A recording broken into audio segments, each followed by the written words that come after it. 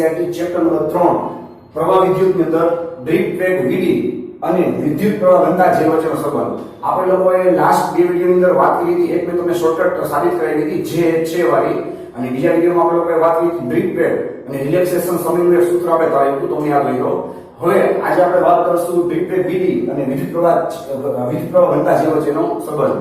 તો ખાસ ધ્યાન રાખજો, અહીંયા જે આપણે સૂત્ર સાબિત કરશું એ આ ચેપ્ટરનું સૌથી મોસ્ટ રેન્ક ઇક્વેશન છે, અને આમાંથી નીટ અને જી ની અંદર ઘણી બધી વખત બેઠા બેઠા ક્વેશ્ચન્સ અને એમસીક્યુઝ પૂછાયેલા છે.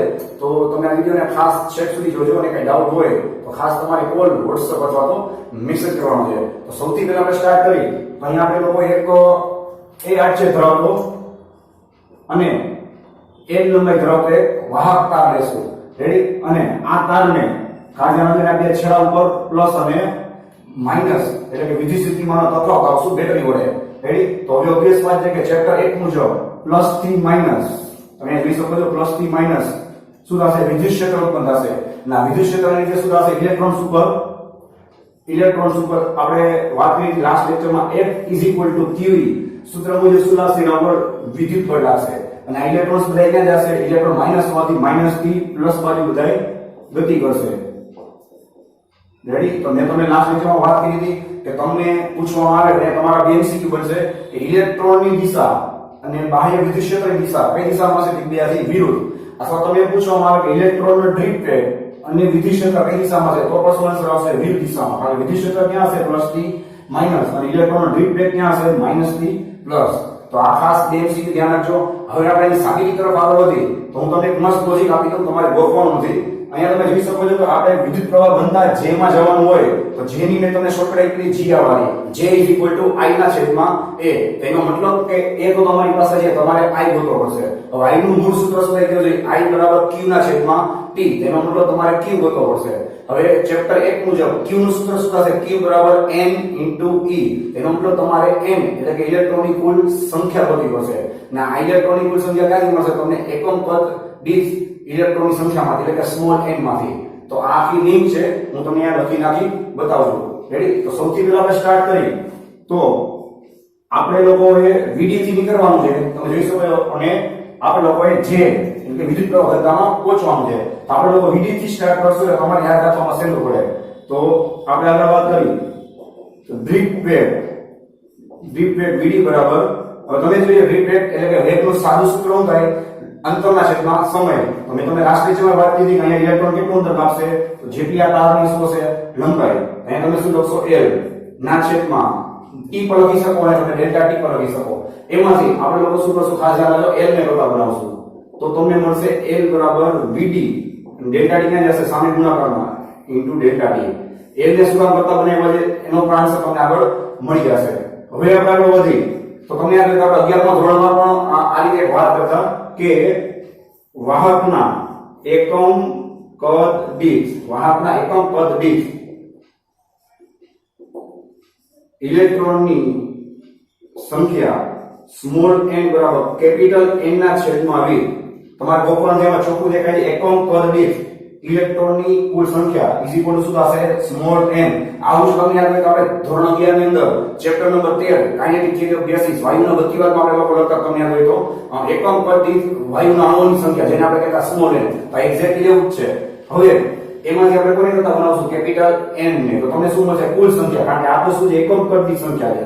તમારે શું કરવાનું છે? કુલ સંખ્યા. તો તમે n ને કરતા બનાવશો તો તમને મળશે કેપિટલ N બરાબર સ્મોલ n ઇન્ટુ કદ v.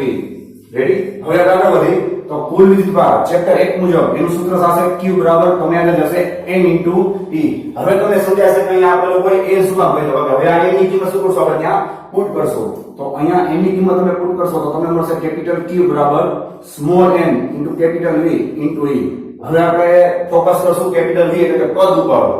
તો આપણે લોકો 11માં ભણી ગયા છે, તમને યાદ હશે કે કદ એટલે શું થશે? Area into distance. ધ્યાન આપજો, એરિયા ઇન્ટુ ડિસ્ટન્સ. ડિસ્ટન્સ કેટલું છે?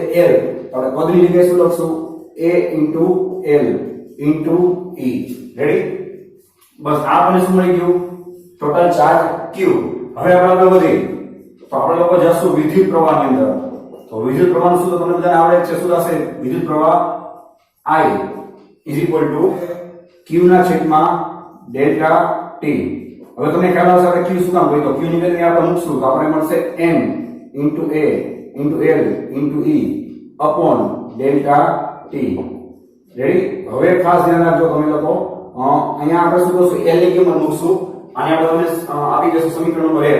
સમીકરણ 1 માંથી તમે l ની કિંમત મૂકશો તો તમને કેટલી મળશે? વેગ ગુણ્યા સમય vt into delta t. તો તમને આખું સૂત્ર મળશે m into a into vd into delta t into e upon delta t. હવે તમે જોઈ શકો છો શું થશે? delta t કટ થઈ જશે, તમને મળશે I બરાબર n into a into vd into e. Ready? આ સૂત્રને આપણે શું કરશું? વ્યવસ્થિત અરેન્જ કરી નાખશું તો તમને મળશે I બરાબર n into e into vd into a. આ સૂત્ર તમારે ખાસ યાદ રાખવાનું છે, સૌથી મોસ્ટ ઇક્વેશન છે I is equal to n into e into vd into a. હવે બસ લાસ્ટ સ્ટેપ છે, આપણે લોકોએ ક્યાં પહોંચવાનું છે? વિદ્યુત પ્રવાહ ઘનતા J માં. તો વિદ્યુત પ્રવાહ ઘનતાનું મેં તમને એક શોર્ટકટ આપી દીધી, તમને આગળ હશે વિદ્યુત પ્રવાહ ઘનતા J એટલે કે G વાળી શોર્ટકટ, J બરાબર શું થશે? I ના છેદમાં a. હવે તમે ખાલી આના જો તમે જોઈ શકો છો, તમે I ની કિંમત મૂકશો તો I ના છેદમાં a, તો આ શું થશે? a I સાથે કટ થઈ જશે અને તમને માત્ર મળશે n into e into vd. Ready? તો આ રીતે તમારી સાબિતી J બરાબર n e vd, આ યાદ રાખશો, J બરાબર n e vd. આ સૂત્ર પછી નેક્સ્ટ વિડિયોમાં તમે જે સાબિતી કરશો તો આ સૂત્ર તમારે કમ્પલસરી યાદ રાખવાનું છે. અને હવે એક્ઝામમાં કઈને પૂછે તમને સમજાવી દઉં, તમને વિદ્યુત પ્રવાહ ઘનતા માંગે તો તમારે n into vd લખવાનું. રેડી? જો તમને વિદ્યુત પ્રવાહ માંગે તો તમારે J વાળી શોર્ટકટ માંથી J બરાબર I ના છેદમાં a લખી અને એને ક્યાં જવા દેવાના? સામે. તો ગમે એક સૂત્ર યાદ રાખશો તો પણ ચાલશે. હવે આ સૂત્રમાંથી એક મોસ્ટ ટાઈમ MCQ મળશે, તમે જોઈ શકો છો કે a ને હું છેદમાં લઈ લઈશ તો તમને એક સંબંધ મળશે vd ચલેલી 1 ના છેદમાં a. આ તમારે ખાસ ધ્યાન રાખવાનું છે, vd ચલેલી 1 ના છેદમાં a. જે પણ રિપીટ કરું છું, તમે vd ને કરતા બનાવશો તો a ક્યાં આવી જશે? છેદમાં. આપણે બે જણ સંબંધની વાત છે, તો આના ઉપરથી તમને એક સરળ આકૃતિ આપું છું, આપણે તમારે નોટ ડાઉન ખાસ કરી લેવાની છે. તમને યાદ હોય તો આપણે તરણના મિકેનિક્સમાં આ ટાઈપની વસ્તુ ભણતા કે જ્યાં આડછેદ નાનો હોય ત્યાં પ્રવાહીનો વેગ વધારે હોય, જ્યાં આડછેદ મોટો હોય ત્યાં પ્રવાહીનો વેગ ઓછો હોય. અહીંયા સેમ વસ્તુ થશે કે આ જગ્યાએ તમે ચોખ્ખું જોઈ શકો છો કે આડછેદ કેવો છે? ઓછો છે. રેડી? તો અહીંયા ડ્રીપ વેગ કેવો હશે? આપણે ધારો કે નામ આપી દઈએ vd1. અહીંયા તમે જોઈ શકો છો કે આડછેદ વધારે છે, તો ત્યાં ડ્રીપ વેગ કેવો હશે? ઇલેક્ટ્રોનનો ઓછો, કારણ કે તે બંને એકબીજાના વ્યસ્ત પ્રમાણમાં છે. તો આ કેસમાં શું થશે? તમે કહ્યું છે vd1 is greater than vd2. તો આ સંબંધ તો તમને જીની ની અંદર કામ આવશે. હવે આ થિયરીને હું એક તો સ્માર્ટ ટેકનિકથી પાછળ રિપીટ કરું છું. હવે તમને આઈડિયા આવશે કે આ બધું આપણે શું કામ લાઈનમાં સાબિત થયું, તમારે ગોખવાનું નથી. ફરી રિપીટ કરું છું, તમારે લોકો આગળ ઊંઘેલી જાય. રાઈટ? તમારા લોકોએ જે ગોતવો હતો વિદ્યુત પ્રવાહ ઘનતા છે, તો જીની શોર્ટકટ શું I બાય, એટલા માટે આપણે લોકોએ શું ગોતવો પડે? I. હવે આપણે લોકોએ I ગોતવું હતું, એટલા માટે આપણે શું કરવું પડે? q ના છેદમાં ડેલ્ટા t ગોતવું પડે. તો q ની કિંમત ગોતવી પડે, એટલા માટે આપણે શું કર્યું? q ગોત્યું. q નું સૂત્ર શું થાય? n into e. એટલા માટે આપણે શું ગોત્યું? n. રેડી? અને કેપિટલ n ગોતવા માટે આપણે શેનું સૂત્ર ગોત્યું? સ્મોલ n નું. હવે આપણે સીધા આગળ વધીએ. ફરી રિપીટ કરું છું કે આપણે સ્મોલ n ના સૂત્રમાંથી કોની કરતા બનાવશું? કેપિટલ ને. શું કામ? એનું રીઝન છે, કારણ કે આપણે લોકોએ q બરાબર n ની સૂત્ર લગાવવાનું છે. તો તમે I n ની કિંમત અહીંયા મૂકશો તો તમે શું મળશે? કુલ વિદ્યુતભાર. હવે કુલ વિદ્યુતભાર આપણે શું કામ ગોત્યો? કારણ કે કુલ વિદ્યુતભાર તમારી પાસે હોય તો તમને શું મળે? વિદ્યુત પ્રવાહ I મળે. હવે વિદ્યુત પ્રવાહ I આપણે શું કામ ગોત્યો? કારણ કે G વાળી શોર્ટકટમાં તમારી પાસે I હોય તો તમને શું મળે? J મળે. રેડી? તો હું તમને આખી લિંક આપી દઉં છું. સૌથી પહેલા આપણે લોકોએ શું કર્યું? n થી ચાલુ કર્યું. રેડી? n માંથી આપણે શું કર્યું? Capital n. કેપિટલ n મળે તો તમને શું મળે? કેપિટલ Q મળે. Q is equal to n ની સૂત્ર મુજબ. આ યાદ રાખવાની ટેકનિક છે. રેડી? હવે તમારી પાસે Q હોય તો તમને શું મળે? I બરાબર Q બાય T મુજબ I મળે. જો તમારી પાસે I હોય તો તમને શું મળે? G વાળી શોર્ટકટમાંથી J બરાબર I બાય A.